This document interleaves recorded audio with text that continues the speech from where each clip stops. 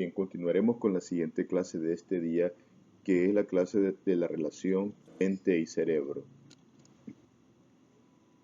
Los objetivos de la clase son conocer la diferencia entre mente y cerebro, conocer algunos aspectos históricos sobre la dualidad que ha existido entre la mente y el cerebro, conocer las características de la identidad psiconeural, conocer las características de lo mental y conocer aquellos componentes funcionales de la relación mente y cerebro. Bien, el primer punto será conocer la diferencia entre mente y cerebro. El cerebro, como todos sabemos, es el asiento de la mente y en él se originan todos los impulsos nerviosos y todos los fenómenos físico-químicos asociados con la conducción de impulsos nerviosos y contiene todos los patrones neurales específicos que han de entrar en acción cuando pensamos. O sea que el cerebro prácticamente contiene toda la parte biológica necesaria para que nosotros podamos pensar y racionalizar. La mente es una transformación de la actividad cerebral en una experiencia mental de vida subjetiva de cada persona. O sea, esta actividad cerebral nos permite, por lo tanto, experimentar subjetivamente nuestra vida. Estas ideas y estos pensamientos sobre nuestras experiencias vividas es lo que conocemos como mente. Veremos ahora algunos aspectos históricos de la dualidad mente y cerebro. Cuando hablamos de dualidad nos referimos al punto de vista llevado a través de la historia donde se ha creído que tanto la mente y el cerebro son dos cosas separadas. Vamos a ver un poco la historia. En épocas pasadas el cerebro tuvo que competir con muchos órganos. Por ejemplo, en la Grecia clásica, ya Aristóteles había propuesto que el corazón albergaba el alma y que era por lo tanto en el corazón donde se encontraba prácticamente el funcionamiento o lo que daba marcha a nuestros pensamientos y a nuestros sentimientos. Platón, por su parte, propuso que el espíritu es una única realidad y no creía en otra cosa Platón que no fuera el espíritu. Y Demócrito, por su parte, propuso que la realidad única era la materia. Observen acá que a través de la historia ha habido dualidad para interpretar esto. Algunos autores sugerían ya desde el pasado que había que separar la mente, ¿verdad? Y otros decían que solamente existía la materia y no el alma. En el siglo XVII, un filósofo llamado René Descartes planteó una perspectiva llamada dualista del hombre. Fue quien sugirió a la mente como una entidad de naturaleza espiritual que estaba alojada en un cuerpo material. Esta perspectiva dualista, ¿verdad?, permitió o concebida por Descartes, fue la que hizo posible que el cuerpo fuera visto como una máquina y que se estudiara su estructura sin contrariar a los teólogos de esa época, quienes continuaron celosos como guardianes del alma. Entonces, prácticamente a Descartes, a René Descartes, a quien le debimos la perspectiva dualista del hombre. O sea, una separación de la mente y una separación del cuerpo que permitió estudiar el cuerpo y al mismo tiempo dejar que los teólogos de la parte concibieran siempre la mente como algo espiritual. El dualismo fue lo que facilitó el que lo físico, o sea, cuerpo y cerebro, pudiera estar separado, o la parte física pudiera estar separada de la mente, de lo religioso, de lo metafísico, y que pudiera estudiarse objetiva y científicamente el cuerpo humano. Si no hubiera sido por esta corriente dualista de separar lo físico de lo mental, entonces hubiera habido muchas dificultades para avanzar en el estudio del cuerpo humano. A partir del siglo XIX se aceleró el estudio neuroanatómico del cerebro y se empezaron ya a identificar que había ciertos lugares bien localizados y bien definidos donde radicaban algunas de las funciones mentales. Esto fue un paso muy grande que se empezó a dar ya en el siglo XIX. En el siglo XX hubieron dos descubrimientos principales que permitieron establecer que había una relación entre el fenómeno cerebral y la mente.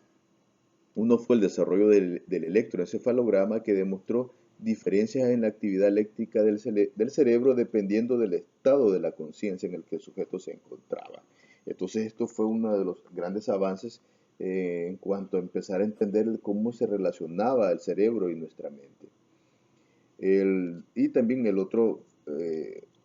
otra cosa que impulsó mucho esto fue el reconocimiento de la eficacia de intervenciones farmacológicas en el tratamiento de enfermedades mentales. Esto estimuló la investigación bioquímica de los fenómenos mentales. Entonces tenemos dos grandes descubrimientos dados en el siglo XX que prácticamente han ayudado a ir entendiendo lenta y gradualmente cómo el cerebro se relaciona con la parte mental.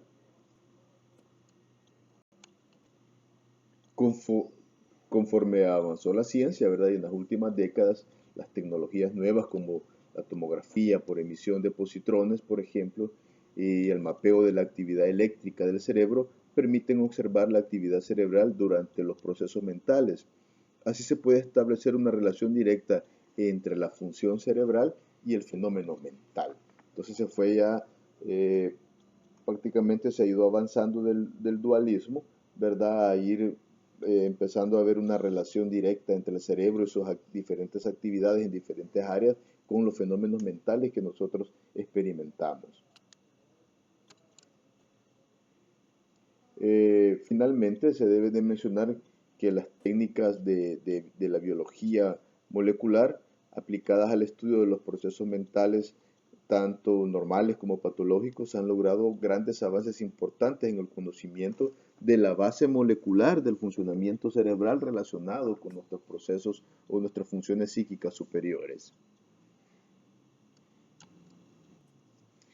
Bien, el siguiente punto que vamos a conocer es las características de la identidad psiconeural. Esto es lo que se considera como una posición monista. ¿Qué quiere decir? Una posición única. Esta identidad psiconeural sostiene que la mente y el cerebro son una misma realidad y que los fenómenos mentales son fenómenos en realidad neurales. Se considera que la mente no es un ente separado, ¿verdad?, del cerebro, sino un conjunto de funciones cerebrales. Esto postula que lo físico y lo psicológico son manifestaciones de una sustancia única en funcionamiento.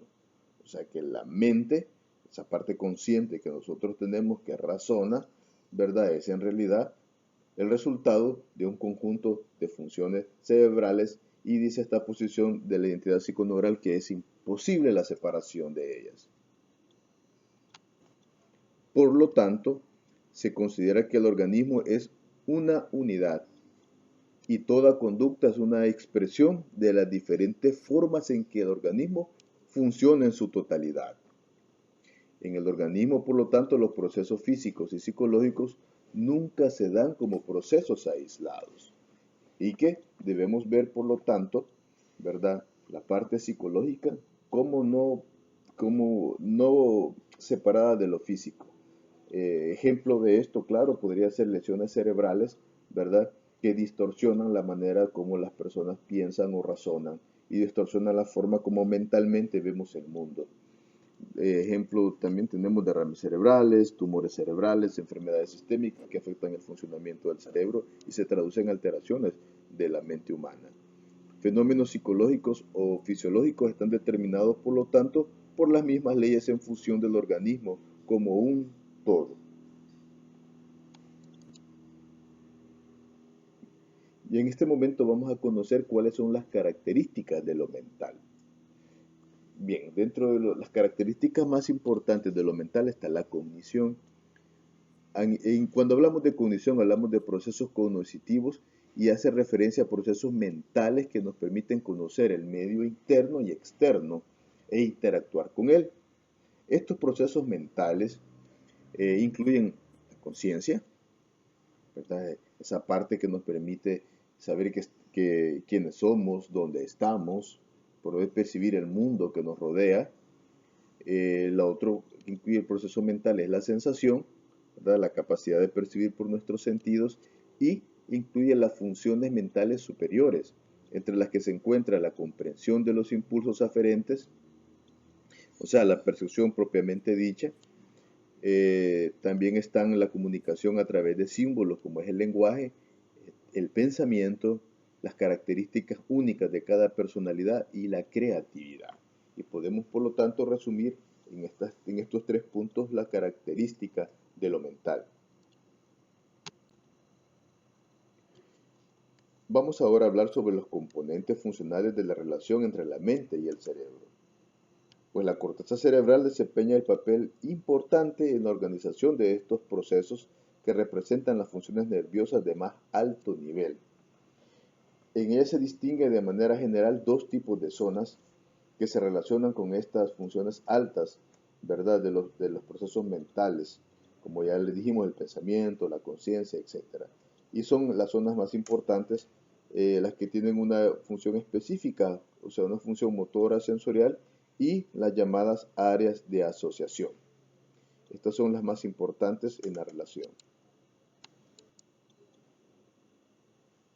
La función común de todos los sistemas sensoriales es transmitir al cerebro mediante los sentidos la información de lo que sucede en nuestro ambiente. O sea que a través de todos nuestros sentidos, de la vista, del tacto, del olfato, del gusto, etcétera, nosotros podemos empezar a transmitir al cerebro información del mundo que nos rodea. Una vez que la información sensorial alcanza la corteza cerebral, es procesada en un área llamada área primaria. Ejemplos de las áreas primarias tenemos la corteza visual primaria, la corteza auditiva primaria, las gustativas primarias, las olfativas primarias. Y en ellas, cuando la información llega, se hace una decodificación y un análisis de la información en la primera fase que se va dando.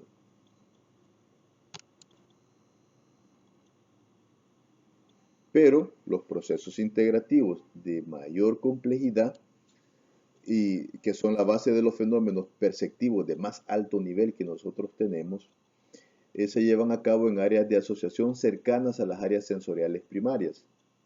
Y se han propuesto que estas áreas que son las que constituyen el sustrato biológico de los procesos superiores, como por ejemplo el saber, como el pensar y como el comprender. Entonces, necesitamos hacer nosotros un ejercicio para poder hacer la relación entre la mente y el cerebro, y recordar, ¿verdad?, la importancia que tienen todas las áreas que ya les mencioné sobre las sensaciones, sobre la conciencia, sobre las áreas de nuestros sentidos y cómo llevan la información hasta el cerebro para ser integradas, ¿verdad?, en áreas primarias, y posteriormente terminar el proceso en las áreas de asociación, que es lo que nos va a permitir todas las funciones mentales superiores que nos distinguen de los animales, como es el pensamiento, el comprender las cosas que ocurren y el conocimiento que vamos adquiriendo a través del aprendizaje y la memoria. Todo el complejo de patrones de asociación está al servicio del conocimiento y de la conciencia que el individuo tiene de su medio. Todo esto, por lo tanto, todos estos patrones de asociación simplemente nos sirven para adquirir conocimientos y una conciencia de lo que nos rodea y de nosotros mismos en el mundo en el que nos desarrollamos y vivimos. Bien, esta ha sido la última clase como complemento de la anterior. Pasen muy buenas tardes. Recuerden que hay que repasar las clases, hay que volverlas a oír si no nos tenemos claro, y recuerden que siempre se va a habilitar un foro para que ustedes expongan las dudas que puedan tener sobre estas clases. El foro estará disponible, ¿verdad? Y se contestará a partir del día martes de 7 a 8 de la noche. Muchas gracias por su atención.